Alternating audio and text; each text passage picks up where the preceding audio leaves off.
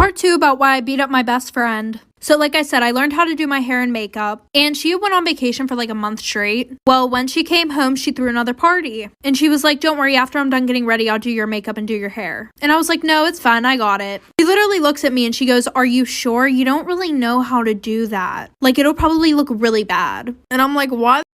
That she goes, no, like, I don't mean it to be rude, it's just that, like, I want you to look good in front of the boys and stuff like that. Like, sis tried to talk me into getting a shower for a full like 20 minutes. So after that, the whole night she's literally being a pick me girl. She's making all these comments about me in front of the boys, and I just keep brushing them off until her next party. We got ready and I put on these expensive shoes that I had just bought, and she goes, wow, you just like really like to copy my style, don't you? So she starts making comments that whole night about how my family's poor and stuff like that, and she threw up all over my shoes. So I dumped the trash can that everybody had threw up in that night on her, punched her in the face, but like 2 months later she came to my house and apologized.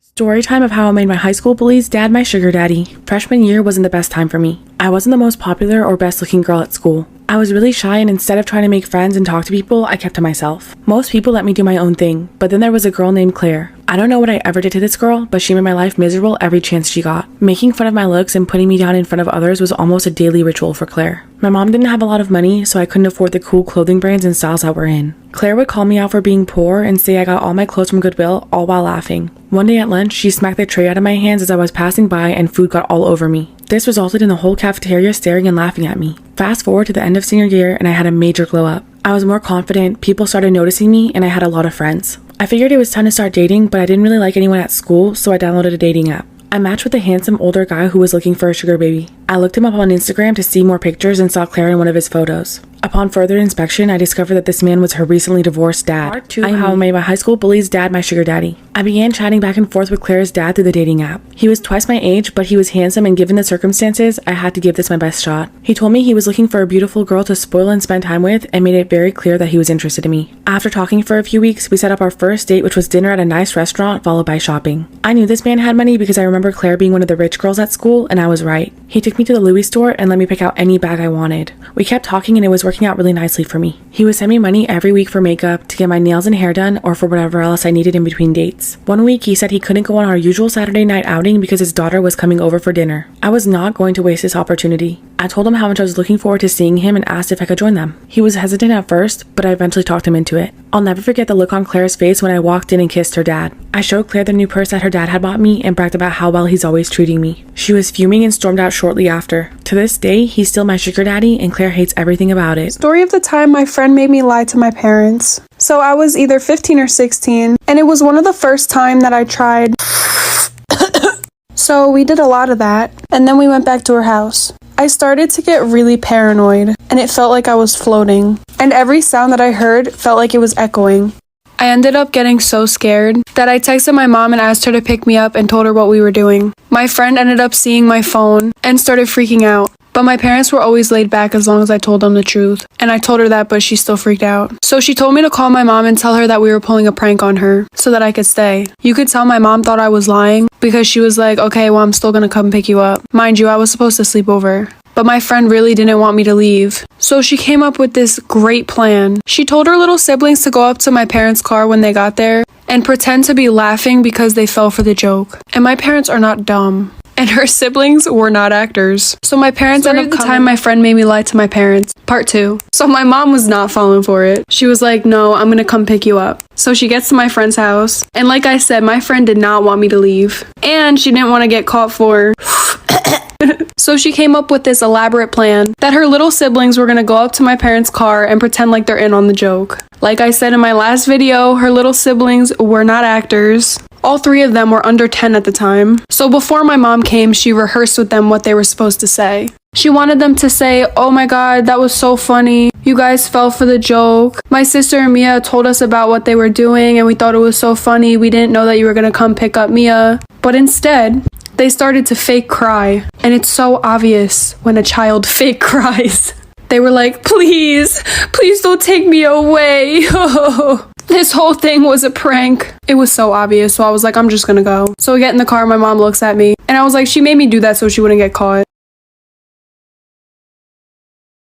Story of the time a police officer pulled me over just to flirt with me. So So when I first got my license, I would always go to Wawa in the middle of the night. Usually I would pick up my friend and we would go together. But this night she was busy and I was hungry, so I just went by myself. So I pull up to Wawa, and right after I got there, I see a police officer pull up. I didn't think anything of it. So I went inside, ordered my food, and while I was waiting in line to pay, I see the police officer walk in. He was probably in his late 20s, early 30s, really tall and muscular, and had blonde hair and blue eyes. Just an overall attractive guy. Right when he walked in, we made eye contact. At the time I was 17, so I wasn't thinking like, ooh, arrest me, officer. I'm just kidding. But whatever, I pay for my food, go to my car. Then the cop comes out a few minutes after me, and he looks at me while I'm getting in my car. And I was really hungry and not trying to wait to eat, so I watched YouTube on my phone and ate my food in my car. So I finished eating and start heading home. Mind you, there was nothing wrong with my car. I didn't have tints, all my lights were working, and all of a sudden I see cop lights behind my car. So I pull over, and it's lo and behold the cop from Wawa. The time a cop pulled me over just to flirt with me. Part 2. So he stared at me at Wawa, waited for me to leave, and when I left, he pulled me over. Like I said, there was nothing wrong with my car. Also, I was 17 and he was probably in his late 20s. And yeah, he was attractive, but I was 17 and not interested in a 20-something-year-old. So he walks over to my car, but he didn't come up to my window, he came up to my passenger seat window, probably because the shoulder was really small and the cars were coming by fast on my side. But anyway, for the juicy part. So right off the bat, he was mad flirty. Like, you know how the way that somebody looks at you says a million words? Well, his eyes were saying 1,000,001. But anyway, he was like, do you know why I pulled you over? And I said, no, because I didn't. And he was like, what's a pretty little girl doing out so late without her boyfriend? First of all, little girl. Is that him implying that he knows I was a minor? Nah, I'm just kidding, but honestly, in the moment, I really didn't know why he pulled me over, so I just flirted back until he left. If anyone's wanting to know how to get revenge on someone who spread rumors about you, listen to this story and it may come in handy. So I had a friend that we can call Miranda who was obsessed with me. I was genuinely friends with her, but she would never give me a break. I could not get a breather from her at any point in time. Everywhere I went, she went. And this girl would actually get so upset with me anytime I would go over to another friend's house. I knew she was really insecure and just trying to get attention, so I tried to be patient with her. However, one day I just could not take it anymore. I got into a massive fight with her over how overprotective she is. I literally said, you are a stage 5 clinger. And in response, this girl ended up joining my basketball and softball team, which I've been on for forever. She told her mom that I was bullying her, which was a complete lie, but then her mom went to the coaches. She got me kicked off the team and then continued to spread rumors about me. I ended up losing my best friends and even my boyfriend over the rumors that she spread about me. So that's when I decided to get revenge. So I decided that I was going to send her over an apology gift with makeup in it, which was a mix of drugstore items and poison ivy. So I got revenge on my obsessive best friend for spreading rumors about me. So I put together an apology gift for her for